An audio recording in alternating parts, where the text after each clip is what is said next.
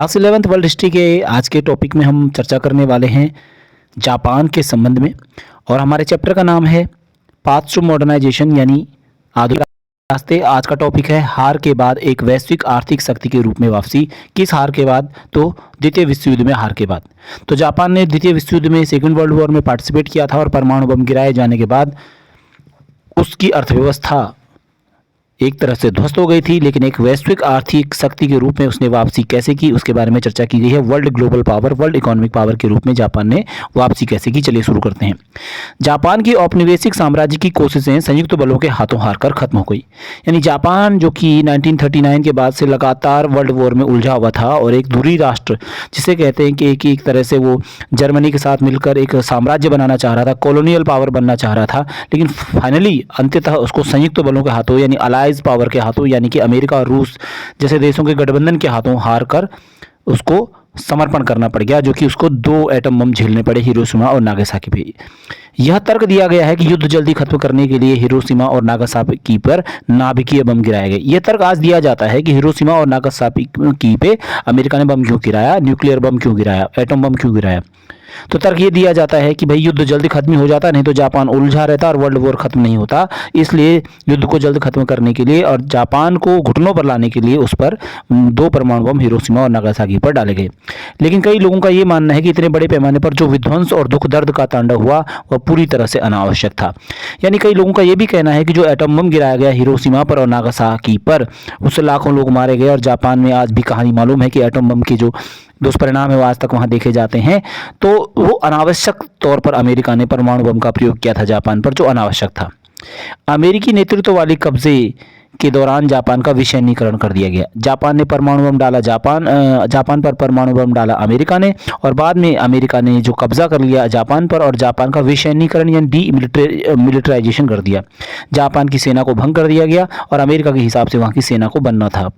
और जापान में एक नया संविधान अमेरिका के द्वारा लागू करवा दिया गया, जिसमें एक क्लॉज डाला गया, एक वाक्यांश डाला गया, और उसमें क्लॉज को अनुच्छेद 9 का क्लॉज ये है कि तथाकथित युद्ध न करने का वाक्यांश, यानी जापान कभी भविष्य में युद्ध नहीं करेगा। ये वाक्यांश अनुच्छेद 9 में जापान के संविधान में जुड़वा दिया, अमेरिका ने वहां का संविधान बनवा दिया। और युद्ध का राष्ट्रीय नीति के रूप में इस्तेमाल नहीं करेगा, यानी जापान कभी भी राष्ट्रीय नीति के साधन के रूप में युद्ध का इस्तेमाल भविष्य में नहीं करेगा। यानी जापान के एक तरह से पंगु बना दिया गया, जापान के दांत तोड़ दिए गए, भविष्य में किसी युद्ध में वो इन्वॉल्व नहीं होगा और अमेरिका उसकी रक्षा करने के लिए आएगा। कृषि सुधार, व्यापारिक संगठनों का पुनर्गठन और जापानी अर्थव्यवस्था में जायाबात्सु यानी बड़ी एकाधिकार कंपनियों की पकड़ को खत्म करने की भी कोशिश की गई। राजनीतिक पार्टियों को पुनर्जीवित किया गया और जंग के बाद पहले चुनाव 1946 में हुए। इसमें पहली बार महिलाओं ने भी मतदान किया। जापान में कृषि में सुधार किया गया, एग्रीकल्चरल रिफॉर्मेशन लाया गया, व्यापारिक संगठनों का पुनर्गठन किया गया, यानी जो हमारे बड़े बड़े बिजनेस ग्रुप्स थे उनको रीऑर्गेनाइज किया जापान में। जापान की अर्थव्यवस्था में जो जायाबात्सु का मतलब होता है जो बड़ी बड़ी कंपनियां जापान की होती थी उनको जायाबात्सु कहते थे। तो जापान की अर्थव्यवस्था में इन बड़ी बड़ी कंपनियों के एकाधिकार, मोनोपोली को खत्म करने की जापान में कोशिश की गई और बहुत सारे अन्य उद्योगों को बढ़ावा दिया गया। जापान में पॉलिटिकल पार्टियों को जो उनको अच्छा बढ़ावा फिर से दिया गया, पुनर्जीवित किया गया। और जंग के बाद पहले चुनाव 1946 में जापान में हुए। कौन सी जंग के बाद? द्वितीय विश्व युद्ध के बाद 1946 में जापान में चुनाव हुए और उस चुनाव में पहली बार महिलाओं ने मतदान किया। इस प्रकार से जापान में ये हालात थे। अब इकोनॉमी की बात करते हैं जापान की। लेकिन जापान जो द्वितीय विश्व युद्ध में बुरी तरह हार गया था और एटम बम की मार भी झेल चुका था, उसने अपनी अर्थव्यवस्था का तेजी से पुनर्निर्माण किया। दोबारा जापान आगे बढ़ गया और जापान के इस पुनर्निर्माण की प्रक्रिया को युद्धोत्तर चमत्कार कहा जाता है, यानी आफ्टर वॉर मेरिकल इसको कहा जाता है। लेकिन यह चमत्कार से भी कहीं अधिक था, यानी जापान ने चमत्कार नहीं किया बल्कि चमत्कार से भी बढ़कर किया। दरअसल जापान की जड़ें उसके लंबे इतिहास में निहित थी, यानी जापान के लोग बहुत पहले से ही मेहनती थे और 1868 से ही लगातार उन्होंने बहुत मेहनत की थी और जापान को एक विकसित देश बनाया था। तो मेहनत का जो एक डेडिकेशन था उनका, वही वापस उभर करके सामने आया। संविधान को औपचारिक स्तर पर गणतांत्रिक रूप इसी समय दिया गया और जापान के संविधान को अब रिपब्लिकन फॉर्म में ले आया गया, गणतांत्रिक रूप में ले आया गया और राजा की भूमिका को अब कम किया गया। जापान में जनवादी आंदोलन और राजनीतिक भागीदारी का आधार बढ़ाने में बौद्धिक सक्रियता की ऐतिहासिक परंपरा रही है। जापान में बुद्धिजीवी लोग बहुत रहे हैं और वहाँ पर जितने भी आंदोलन चले हैं उसमें राजनीतिक भागीदारी बढ़ाने में उनका भी योगदान रहा है। युद्ध से पहले के काल की सामाजिक संबद्धता को गणतांत्रिक रूपरेखा के बीच सुदृढ़ किया गया और अब जापान में जो है गणतांत्रिक रूपरेखा यानी रिपब्लिकन टाइप, यानी लोगों की भागीदारी, लोकतंत्र के वैल्यूज़ को ज़्यादा से ज़्यादा डाला जाने लग गया। लोग जो पहले से युद्ध से पहले सम्राट के साथ जुड़े हुए थे, अब उनको गणतंत्र के साथ जोड़ा जाने लग गया। अब सरकार, नौकरशाही और उद्योग के बीच एक करीबी रिश्ता कायम हुआ। अब जापान में सरकार के, नौकरशाही यानी ब्यूरोक्रेसी और उद्योगों के बीच एक करीबी रिश्ता बनने लग गया।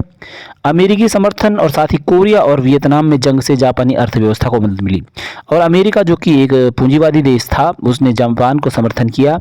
कोरिया को भी, और कोरिया में जब जंग हुई थी, नॉर्थ कोरिया साउथ कोरिया के बीच जब दो विभाजन हुआ और वियतनाम में लड़ाई हुई, तो उससे जापान की अर्थव्यवस्था को फायदा मिलने लग गया। जापान के उद्योग पनपने लग गए और जापान हथियार बनाने लग गया और जापान उद्योगों में बहुत सारी वस्तुएं बनाने लग गया।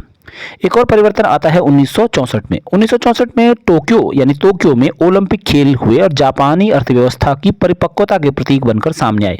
1964 में जापान ने टोक्यो में ओलंपिक खेलों का आयोजन कर दिया, जो कि अर्थव्यवस्था की मजबूती को दिखाता था।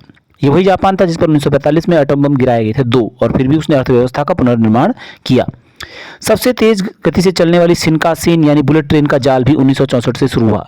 जापान में 1964 में दुनिया में पहली बार बुलेट ट्रेन चलाई गई और इस बुलेट ट्रेन का जाल पूरे जापान में फैलाया गया और इसको शिनकानसेन कहा जाता है, इस बुलेट ट्रेन को।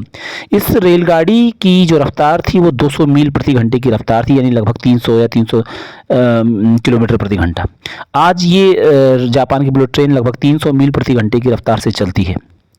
यह भी जापानियों की सक्षमता है कि वे नई प्रौद्योगिकी के जरिए बेहतर और सस्ते उत्पाद बाजार में उतार सके।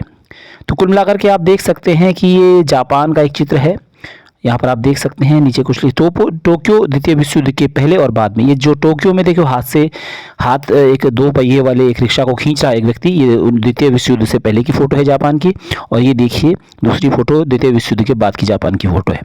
तो कुल मिलाकर के क्वेश्चन यहाँ पर ये बनता है कि जापान ने अपनी अर्थव्यवस्था का पुनर्निर्माण द्वितीय विश्व युद्ध में हार के बाद किस प्रकार किया, जबकि उसमें परमाणु बम गिराए गए थे। जापान ने बहुत मजबूती से वैश्विक आर्थिक शक्ति के रूप में वापसी करी।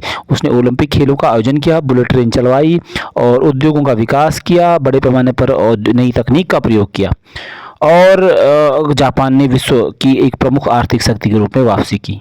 वीडियो कैसा लगा जरूर बताइएगा। वीडियो देखने के लिए धन्यवाद।